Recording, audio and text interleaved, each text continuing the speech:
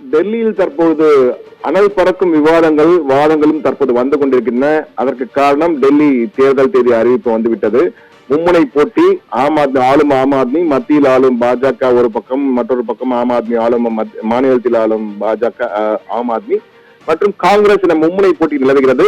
தற்போது பாஜக ஆம் ஆத்மியிடையே கடுமையான வார்த்தை போர் தொடங்கிவிட்டது. இருவரும் தத்தம பரஸ்பரம் குற்றச்சாட்டுகளை அள்ளி வீசி வருகின்றனர்.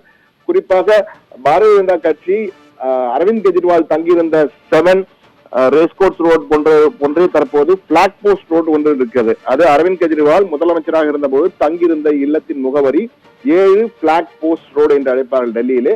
அந்த வீட்டிலே தங்க கழிப்பறையை பயன்படுத்தியிருக்கிறார். அதே போன்று பல லட்சக்கணக்கான 65 லட்சம் மதிப்புள்ள டிவிக்கள், 30 லட்சம் மதிப்புடைய ரிமோட் கண்ட்ரோல்டு கழிப்பறைகள் மற்றும் அதே போன்று 9 லட்சம் ரூபாய் மதிப்புடைய பிரிட்ஜ் போன்ற எல்லாம் பயன்படுத்த அள்ளி குற்றச்சாட்டுகள் அள்ளி வீசி இருக்கிறது. அதற்கு பதிலடியாக ஆம் ஆத்மி தற்போது நீங்கள் பார்க்கலாம், இந்த ஒப்பீடை பார்க்கலாம். கெஜ்ரிவால் வீட்டில் இருப்போம் என பாஜக குற்றச்சாட்டு. ஷீஷ் மஹால் மாளிகை, கண்ணாடி மாளிகை போன்ற ஒரு பெரிய மாளிகை வசித்திருக்கிறார். தங்க கழிப்பறை, நீச்சல் குளம், மினி பார், 9 லட்சம் ரூபாய் மதிப்புடைய பிரிட்ஜ், 70 லட்சம் மதிப்புடைய தானியங்கி கதவுகள் என்று. அதே போன்று பிரதமர் வீட்டில் இருப்பது என ஆம் ஆத்மி குற்றச்சாட்டு என்றால் ராஜ்மஹால் மாளிகையில் இருந்திருக்கிறார் பிரதமர். 6500 ஷூக்களை பயன்படுத்துகிறார். 300 கோடி மதிப்புடைய கார்பெட்கள் வைத்திருக்கிறார். 200 கோடி மதிப்புடைய சாண்டிலியர் அலங்கார விளக்குகள், 5000 கோட் ஷூட்டுகளை வைத்திருக்கிறாராம். 2500 கோடியில் ராஜ்மஹால் மாளிகையை கட்டியிருக்கிறார்.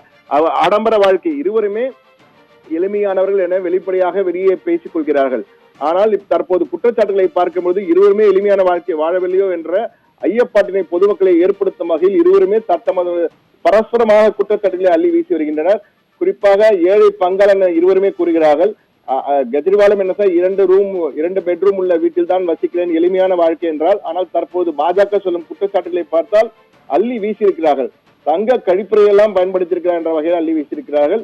அதே போன்று பிரதமரும் ஏழை பங்காளன் என கூறுகிறார். ஆனால் பிரதமருடைய குற்றச்சாட்டு ஆம் ஆத்மி வைத்துள்ள குற்றச்சாட்டு 6500 ஷூக்களை பயன்படுத்துகிறாராம். 5000 கோட் ஷூட்டுகள் இருக்கிறதாம்.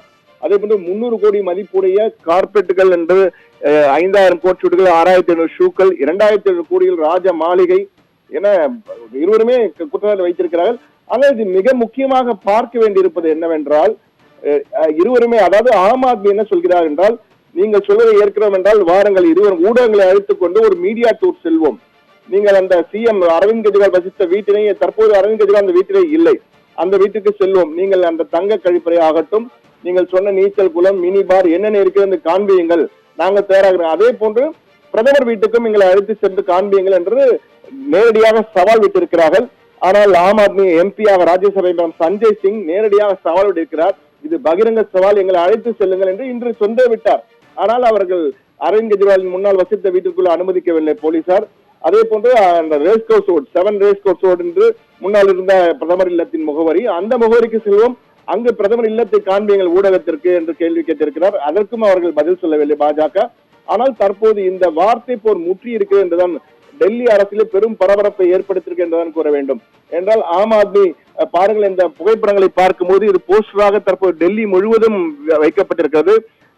அதே போன்று பாஜக எதிராகவும் மோடி எந்த அளவுக்கு வசதியாக வாழ்ந்து கொண்டிருந்த வகையில் அவர்களும் ஆம் ஆத்மியும் போஸ்டர்களை அடித்து ஒட்டி கொண்டிருக்கிறார்கள். இது எக்ஸ் தளங்களிலும் சமூக வலைதளங்களிலும் தற்போது இவை பெரிதாக பேசப்படுகின்றன.